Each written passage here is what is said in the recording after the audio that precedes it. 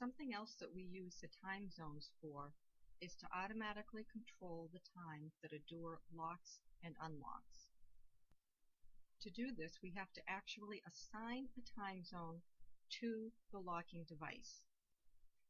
This is done through Configuration, Device, Device Map.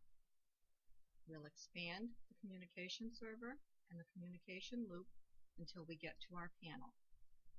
Right mouse click on the panel and we'll click on Configure. If you remember, this is where we were when we added the time zones to the panel. This time though, we're going to go to the Outputs tab. Under the Outputs, you're going to see listed the different locks that you have in your system. There may be other things listed in here as well, such as sirens, but for what we're doing, we're only concerned with the locks. Now, we had created a time zone for the front door, and that would be the lobby entry strike. What we're going to do is come down where it says time zone, use our drop down, and then we're going to scroll down to the front door time zone that we created for that. We're going to click on OK, and that has now attached that time zone to the panel. Something to keep in mind is that whenever we make changes in our programming, we do have to send these changes to the panel. We're making them just in the software right now, but we have to do something called initialize, and we'll get to that shortly. There are a few other things that I want to show you in the panel here. Most of the programming is already done, and you don't have to make any changes to it, except for time zones that you might add and putting the time on the outputs. But a couple of other things is going back to the outputs again, you have this pulse time. What the pulse time is for is how long the lock is going to stay unlocked with a valid card read. So for instance, when someone comes up to a door, they're going to present the card at the reader, and if it was this elevator door mag lock that the reader was attached to, then for 5 seconds that lock is going to be unlocked. Now this time is usually a relatively short period of time because people will go and open the door, so then it's fine for the lock to lock back up again so that when they close the door behind them, it will be locked. If this pulse time is too long of a period, you might have someone that uses their card, unlocks the door, walks through the door, it locks back up, they walk away, and the door is still unlocked. You don't want that to happen.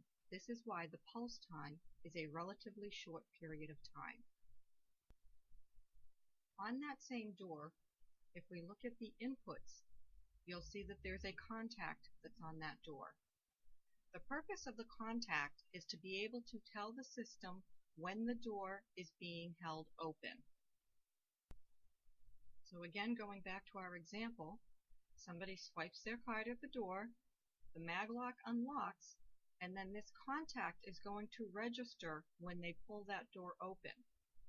So associated with this contact, we have what's called a shunt time. The shunt time is a longer period of time, and what it does is it tells the contact not to go into alarm during that period of time.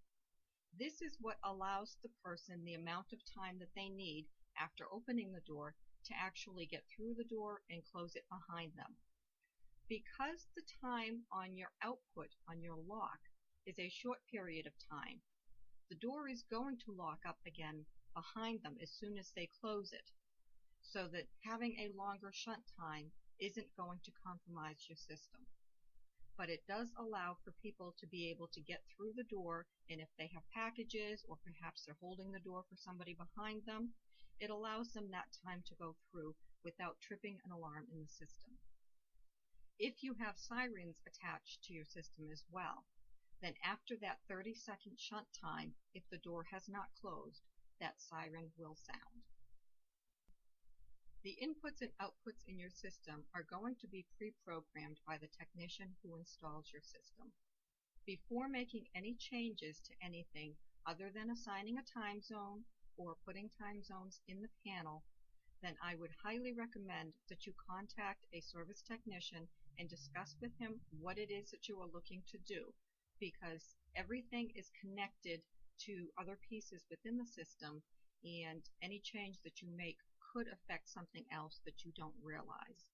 So you have an overview of what you have in your system and how it works, but don't make those changes without checking with the technician who is familiar with your programming. Once you are finished with your changes in your panel, we'll click OK, and then we can close out of our device map.